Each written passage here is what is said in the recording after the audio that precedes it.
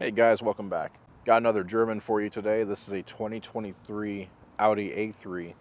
I guess this is a new generation since 2020. I've never checked out one of these before, so let's get in it and see what's going on.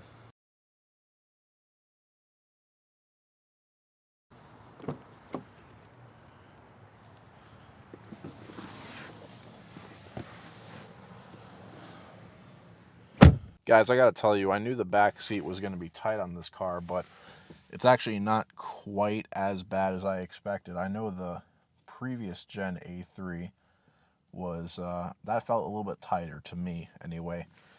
Yeah, not as bad as I thought. This kind of reminds me of a couple generations ago, maybe the A4. You know, all these cars keep getting bigger and bigger. So this is about as big as an older A4. But yeah, backseat room, while not the most comfortable, I guess I could live with it on a short trip. Headroom is not the absolute worst either. I feel like this might actually have more room than my CLS in the back. Not by much, of course, but maybe just a little bit. Anyway, on with the test.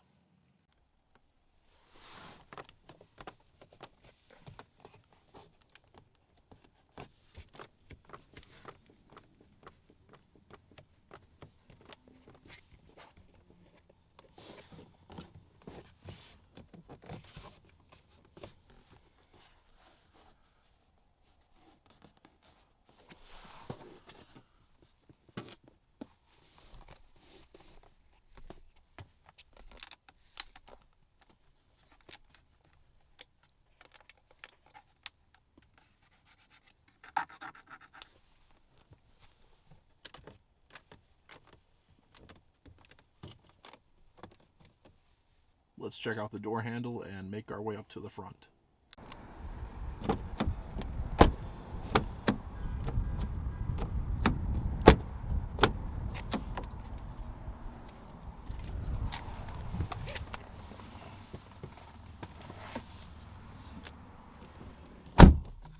Only 6,000 miles. Before I start, I just wanted you guys to see this right here. I don't think all these Audis are going to have this problem, but yeah.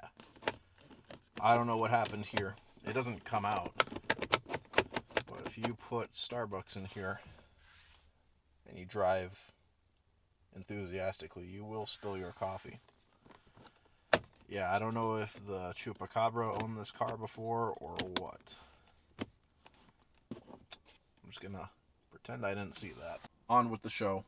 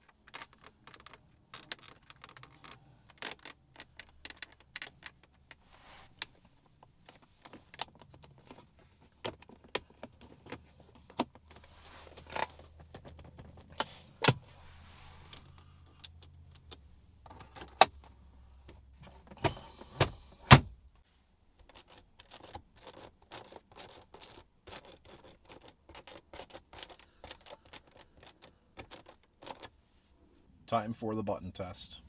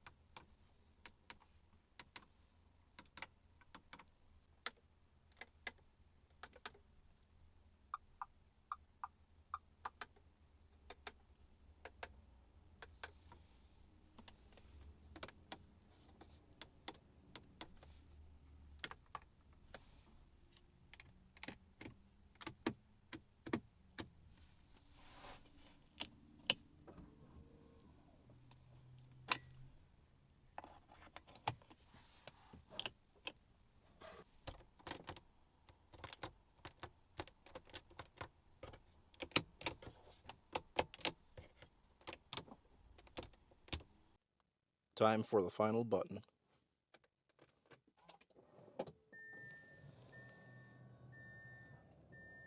Alright, so this wasn't quite as bad as my YouTube short / TikTok made it out to be. That car sounded kind of squeaky, but that's me just using my phone's microphone. Whereas when I do the tests on the full-length videos, I use my shotgun mic, which is a little bit more precise. So what are we dealing with? So most of this car did kind of not too bad, actually. There weren't any super solid areas. Every place had at least just a little bit of squeaks.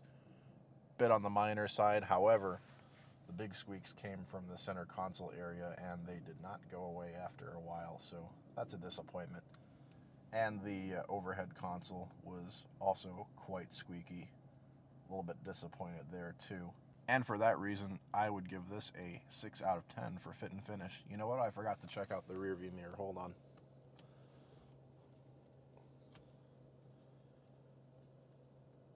The rear view mirror is actually rock solid. Not a single noise coming from it that's bad. Still doesn't save the car though. 6 out of 10. As far as materials go, we are looking at pretty typical modern Audi parts bin with a couple of small exceptions. The entire dash is the soft touch vinyl, but it feels like it's a little bit cheaper than what I've seen recently in other Audis. It's just a little bit crappier, but I understand this is the A3. This is the smallest and cheapest car that they make, so I can't expect it to be perfect. One thing that I do find quite odd, though, is that I know a lot of cars have stitching in them, like my Mercedes has this too, where they have the stitching on the dash to make it look like it's stitched leather, but it's not really. Here's the thing, though. This car has some stitching in it, but this big line of stitching here doesn't even reach the end of the vinyl piece. It just sort of ends about an inch or so before the end of the piece. Same thing with the other side too. Look, it doesn't even reach the full end. What is the point of this? What was Audi thinking? Did they run out of money when they put this stitching in? I don't get it. The stitching honestly just looks out of place. I'd rather have the stitching go all the way across the dash or no stitching at all. They should have just gone no stitching at all, in my opinion. This just makes it look extra double cheap. What were they thinking? As far as trim goes, we do have some wood in here, but not much to work with. We only have this one slab of wood, and the rest of the trim is just either different types of plastic, or what really shows up in here is the crappy piano black veneer looking plastic that's in every new car now that gets scratched, has fingerprints, and dust galore. I don't know why manufacturers keep putting this in cars. You see it's over here too. It's on the other side, and you can still see the residue from the detailing spray that they used to clean this car up. But even if you do properly clean it, that ain't gonna last very long. It sucks, but it's in every new car, so it's a losing battle to bitch about it. Speaking of the soft touch vinyl, it's only on the upper parts. If you go by the glove box and lower, it is hard, crappy plastic, which I kind of expect for this class. I mentioned before that Audi leather seats kind of almost don't feel like real leather, and I thought that they were very good vinyl seats. Well, after feeling these seats, I will never complain about regular Audi leather seats again. These are definitely worse. Obviously a man-made material. We're talking MB Tech's level of not great. Again, I will never complain about Audi's leather ever again. The headliner's cloth, but the sun visor is plastic. That's also very typical. As far as buttons and switchgear go, it's pretty typical Audi, which, if you're wondering what the hell does that mean, means it's pretty good. So, most of the buttons are very tight and clicky, tactile feeling. They definitely feel pretty expensive. It feels like when you actually press down on something that it's doing something. The stocks are what you'd find in even some of the more expensive Audis. Yeah, a lot of the buttons are nice. The bright work in here is pretty nice as well. Can't complain about the buttons. They're okay. With that being said, this car gets a 6 out of 10 for materials. So there you guys have it. The whole car gets 6 out of 10. Let me know what you guys think. I did drive this around for a little bit, and it does not feel too bad. The engine's quite powerful despite this being just a little 4-cylinder, but I mean the car is pretty small and light. It does have some get up and go though. It's not slow. I don't think anybody who gets in this car is going to be disappointed. The handling's not too bad either. The steering is numb, of course, like in all Audis, but it feels tight enough, responsive enough. Yeah, I think most people will be happy. I feel like this handles and drives better than the A-Class, the A220 that I reviewed a few months back. This car feels better than that, in my honest opinion. So yeah, as far as driving dynamics go, this car is not bad. I'd recommend it.